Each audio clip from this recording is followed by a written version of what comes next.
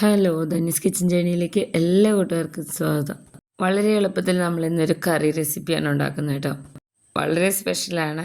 അപ്പോൾ അത് ഉണ്ടാക്കാനായിട്ട് ഞാനിവിടെ കുക്കർ സ്റ്റൗവിൽ വെച്ചിട്ടുണ്ട്. ഇതിലേക്ക് സൺഫ്ലവർ ഓയിൽ ഒരു 3 ടേബിൾ സ്പൂണോളം, ഇഞ്ചി ചതച്ചത് 1 സ്പൂണോളം, 2 മീഡിയം സവാള ഇതുപോലെ അരിഞ്ഞെടുത്തത്, പച്ചമുളക് ഒരു 2 എണ്ണം, കറിവേപ്പില ഇട്ട് കൊടുക്കണം ഒരു 2 തണ്ട്.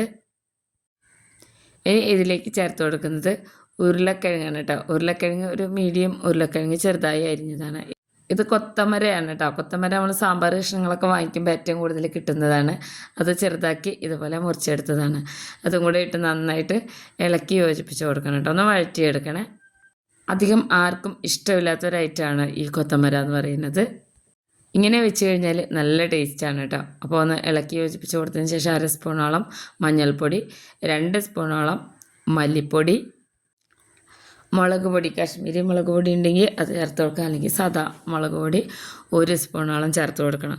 ഇതിലേക്ക് ഒരു 1/2 സ്പൂണോളം ഗരം മസാലപ്പൊടിയും കൂടെ ചേർത്ത് കൊടുക്കണം കേട്ടോ. ഏത് ഗരം മസാലയാണെങ്കിലും കുഴപ്പമില്ല. ഇനി ഇതിലേക്ക് ഉപ്പ് ഒരു 3/4 സ്പൂണോളം ഉപ്പും കൂടെ ചേർത്ത് കൊടുത്ത് പൊടികളെല്ലാം ചേർത്ത് കൊടുത്തിട്ടുണ്ട്. ഇനി ഇത് നന്നായിട്ടൊന്ന് വഴറ്റിയെടുക്കണം. ഈ കൊത്തമരയ്ക്ക് ഒരു പച്ചമണമുണ്ട്, എല്ലാവർക്കും അറിയായിരിക്കും. അതുകൊണ്ടാണ് ഇത് അധികം ആർക്കും ഇഷ്ടമില്ലാത്തത്. അതുകൊണ്ട് തന്നെ നല്ലോണം ഒന്ന് വഴറ്റിയെടുക്കുമ്പോൾ ആ ഒരു പച്ചമണം ഒന്ന് മാറിക്കിട്ടും. പൊടികളുടെ പച്ചമണവും കൂടെ ഒന്ന് മാറിക്കിട്ടും കേട്ടോ. അപ്പോൾ നന്നായിട്ട് ഈ ഒരു രീതിയിൽ വഴറ്റിയെടുത്തിട്ടുണ്ട് കണ്ടോ. ഇനി ഇതിലേക്ക് ഞാൻ ചേർത്ത് കൊടുക്കുന്നത് ഇതും കുറച്ച് സ്പെഷ്യലാണ് കേട്ടോ. ഇത് കടല പരിപ്പാണ്. ഇത് 1 കപ്പ് എടുത്തിട്ട് വെള്ളത്തിൽ കുതിർത്തി വെച്ചതാണ് കേട്ടോ. ഒരു 4 മണിക്കൂർ കടലപ്പരിപ്പ് തലേ ദിവസം വെള്ളത്തിലിട്ട് വെച്ചാലും കുഴപ്പമില്ല. അസാധ്യ ടേസ്റ്റാണ് കേട്ടോ. കടലപ്പരിപ്പും കൊത്തമരയും കൂടെ ഇതുപോലെ ഇട്ടിട്ട് കറി വെച്ച് കഴിഞ്ഞാൽ നല്ലോണം ഇതൊന്ന് ഇളക്കി കൊടുക്കണേ. കടലപ്പരിപ്പ് നല്ലോണം കുതിർന്ന് വന്നാൽ മാത്രമാണ് വെന്ത് കിട്ടുള്ളൂ കേട്ടോ. ഇതിങ്ങനെ വെന്ത് വരുമ്പോൾ ശരിക്കും കടലക്കറിയുടെ ഒരു ടേസ്റ്റൊക്കെയാണ് ഇത് കഴിക്കുമ്പോൾ തോന്നുക. ഇതുവരെ അങ്ങനെ ഒരു കറി ആരും ഉണ്ടാക്കി കാണില്ലെന്ന് വിചാരിക്കുന്നു. പക്ഷേ ഈ കൊത്തമര വെച്ചിട്ട് ഈ ഒരു രീതിയിലൊന്നും ചെയ്ത് നോക്കൂ കേട്ടോ. എന്നും ഉണ്ടാക്കാൻ തോന്നുന്നു. ഇനി നമ്മൾ സാമ്പാർ കഷ്ണങ്ങളിലെ കൊത്തമര കളയണ്ട കേട്ടോ. അപ്പോൾ അത് നല്ലോണം ഇളക്കി എടുത്തിട്ടുണ്ട്. ഇനി ഇതിലേക്ക് നമ്മൾ വെള്ളം ഒഴിച്ചു കൊടുക്കുകയാണ്. ഇത് വേകാൻ ആവശ്യമായിട്ടുള്ള വെള്ളമാണ് കേട്ടോ ഒഴിച്ചു കൊടുക്കുന്നത്. കപ്പ് കണക്കിനാണ് ഒഴിച്ചു കൊടുക്കുന്നത്. അപ്പോൾ ഏതാണോ നമ്മൾ ഈ കടലപ്പരിപ്പ് എടുത്തിട്ടുള്ളത് അളന്നെടുത്തിട്ടുള്ളത് അതേ കപ്പിൽ ഒഴിച്ചു കൊടുത്താൽ മതി കേട്ടോ.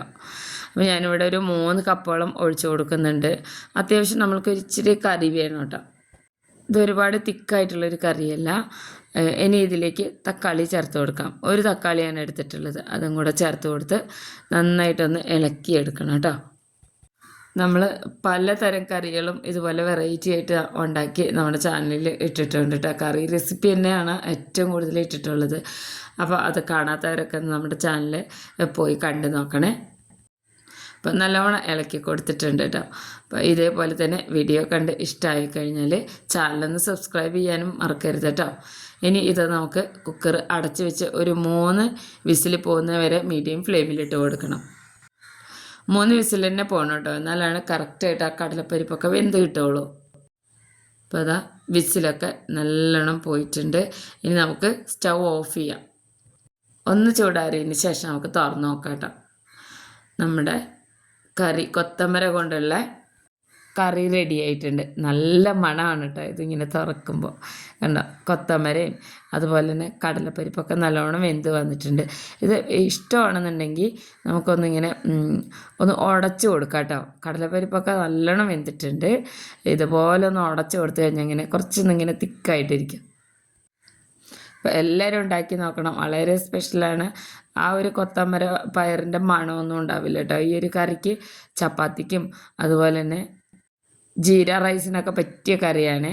അപ്പോൾ ഒന്ന് ഉടച്ച് കൊടുത്തൊന്ന് ചൂടാറി വരുമ്പോൾ കുറച്ചും കൂടെ ഒന്ന് തിക്കായി വരും. നല്ല ടേസ്റ്റുള്ളൊരു കറിയാണ് കേട്ടോ. തീർച്ചയായിട്ടും ഇനി ഇതുപോലെ സാമ്പാർ കഷ്ണമൊക്കെ വാങ്ങിക്കുമ്പോൾ കിട്ടുന്ന കൊത്തമര മാറ്റി വെച്ചിട്ട് ഈ ഒരു രീതിയിൽ എല്ലാവരും ഉണ്ടാക്കി നോക്കണേ കറി. നമുക്കിതൊന്നൊരു 5 മിനിറ്റ് ഒന്ന് അടച്ച് വെക്കാം കേട്ടോ. എന്നിട്ട് നമുക്ക് ഇതൊരു സെർവിങ് പ്ലേറ്റിലേക്ക് മാറ്റാം. കണ്ടോ, കുറച്ചിങ്ങനെ തിക്കായിട്ട് വന്നിട്ടുണ്ട് നമ്മുടെ കറി. ഞാനിത് മിക്കവാറും ഉണ്ടാക്കുന്നത് ചപ്പാത്തിയുടെ കൂടെ കഴിക്കാൻ വേണ്ടിയിട്ടാണ് കേട്ടോ. നല്ല ടേസ്റ്റുള്ളൊരു അടിപൊളി കറിയാണ്. കണ്ടോ, നമ്മുടെ കറി നല്ല തിക്കായിട്ട് വന്നിട്ടുണ്ട്. അപ്പോൾ തലേ ദിവസം ഉച്ചയ്ക്ക് സാമ്പാർ വെച്ച് കഴിഞ്ഞാൽ പിറ്റേ ദിവസം കാലത്തേക്ക് അതിലെ കൊത്തമര എടുത്തിട്ട് ഇതുപോലെ ഒന്ന് കറി വെച്ച് നോക്കൂ കേട്ടോ. അടിപൊളിയായിട്ടുള്ള കൊത്തമര കൊണ്ടുള്ള കറി റെഡിയാണ്. നമ്മൾക്കിതൊരു പാത്രത്തിലേക്ക് മാറ്റാം. കുറച്ച് വ്യത്യസ്തമായിട്ടുള്ള കടലപ്പരിപ്പ് കൊത്തമരക്കറി റെഡി ആയിട്ടുണ്ട്. ഇതുപോലെ ഈസി റെസിപ്പീസുമായിട്ട് അടുത്ത വീഡിയോയിൽ കാണാം കേട്ടോ.